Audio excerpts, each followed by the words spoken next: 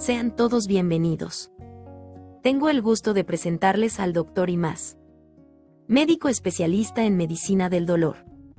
Dr. Imaz, cuéntenos de qué vamos a hablar hoy. Muy buenas a todos, sean bienvenidos. El día de hoy hablaremos acerca de cómo dar malas noticias. Sabemos que cuando nos enfrentamos a una situación adversa, pensemos en que recibimos una noticia de una patología grave, pues nos sentimos solos. Según como nos lo digan, nos impactará mucho mayor esa noticia, ¿no? Sentiremos que la vida se para, que todos esos planes que teníamos del mañana se truncan.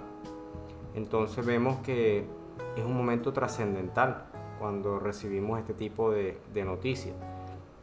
Es por eso que en el cuidado paliativo el manejo de la información y la propia información es un pilar clave para el tratamiento de nuestros pacientes y de sus núcleos familiares. Es por eso que hay protocolos, hay formas de entregar esa información.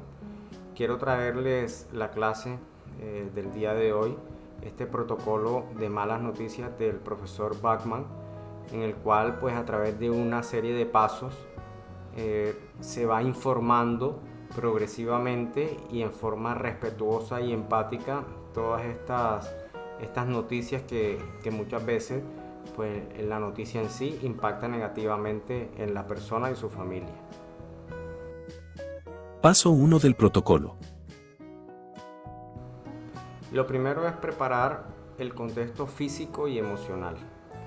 Debemos abordar al paciente y preguntarle, ¿usted cómo se siente el día de hoy?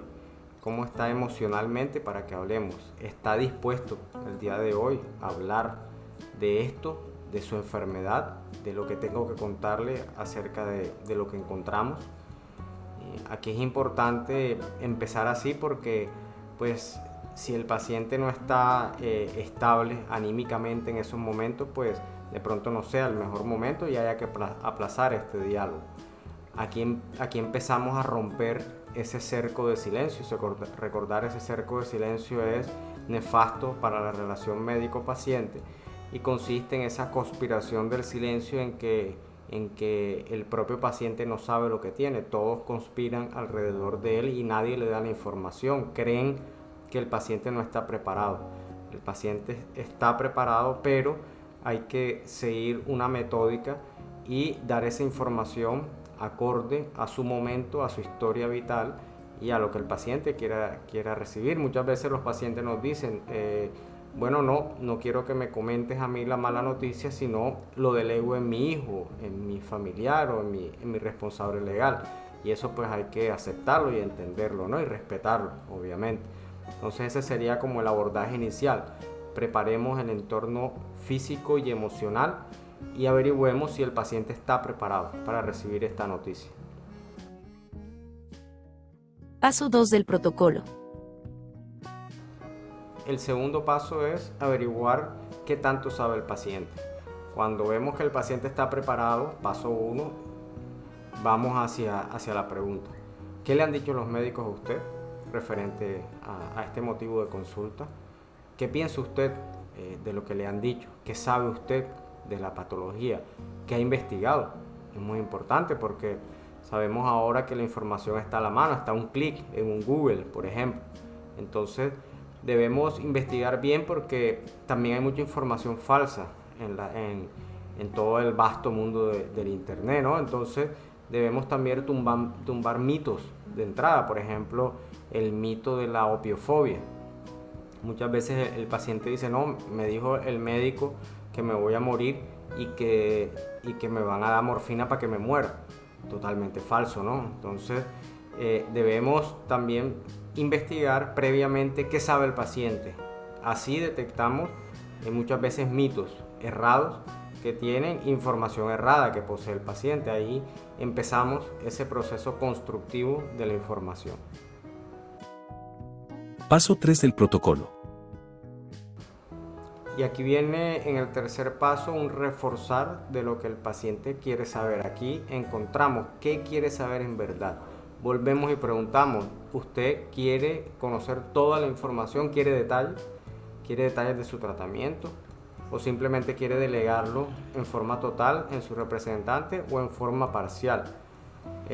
Aquí es el punto en el cual ya el paciente decide, y lo que el paciente decide pues se respeta y obviamente pues se registra en la historia clínica. Paso 4 del protocolo. Y luego viene el proceso de compartir la información. Aquí vemos que se empieza a vislumbrar el plan de manejo. ¿Qué vamos a hacer en este momento y a futuro? Según los objetivos obtenidos, pues, ¿qué vamos a plantear? También aquí debemos hablar de los riesgos, efectos adversos y complicaciones de los planes de manejo que estamos ofreciendo. Aquí empezamos a dar esa información y la recomendación sería no abrumar al paciente con mucha información técnica, sino ir viendo cómo va respondiendo, dependiendo también del nivel intelectual del paciente y de la familia, ir poco a poco brindando la información. Paso 5 del protocolo. Y una vez que damos la información, en el quinto paso entendemos los sentimientos, nos conectamos aún más con el paciente. Cuando damos la noticia, estamos atentos a ese lenguaje verbal y sobre todo al no verbal.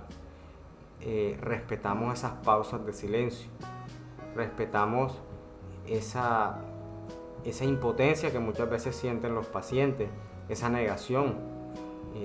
Empezamos a acompañar en esos sentimientos, y ahí es cuando también el contacto físico, de pronto dar un abrazo, una caricia, dar la mano, nos ayudan también a conectarnos con el paciente y muchas veces sin mediar palabras.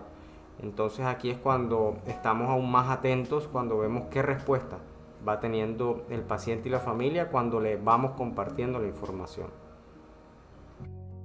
Paso 6 del protocolo. Y luego de esto pues empezamos a hacer más planificación. Aquí es importante decir al paciente de que siempre hay esperanza, siempre hay algo que hacer. Debemos estar muy positivos en todo momento. Somos el pilar de soporte, somos los sanitarios. Somos las personas en las que el paciente y su familia deposita todo, deposita su vida, deposita todo lo que va a sentir durante el tratamiento, y empieza a expresar esas dudas de pronto de cómo va a ser su fin de vida, cómo va a pasar esto. Empezamos a consensuar manejos, por ejemplo, las voluntades anticipadas, los legados que quieren dejar los pacientes hacia sus familias, hacia sus seres queridos. Entonces es el proceso de planificación ya de toda esta información y todo este esquema que vamos desarrollando. Aquí pues empezaríamos a dar nuevamente bucles en este protocolo para seguir dando más información, y recordar que también un punto, y que lo hemos hablado antes, es no sobreinformar. Esto pues lo ideal es hacerlo en varias etapas, no todo de una, no todo que se agobie el paciente, e ir cumpliendo metas día a día. Esto es un proceso. Gracias por estos conceptos interesantes, doctor Imaz. Recuerden, la información manejada en forma correcta y saber cómo dar malas noticias es parte fundamental en el tratamiento de nuestros pacientes. Gracias por la atención.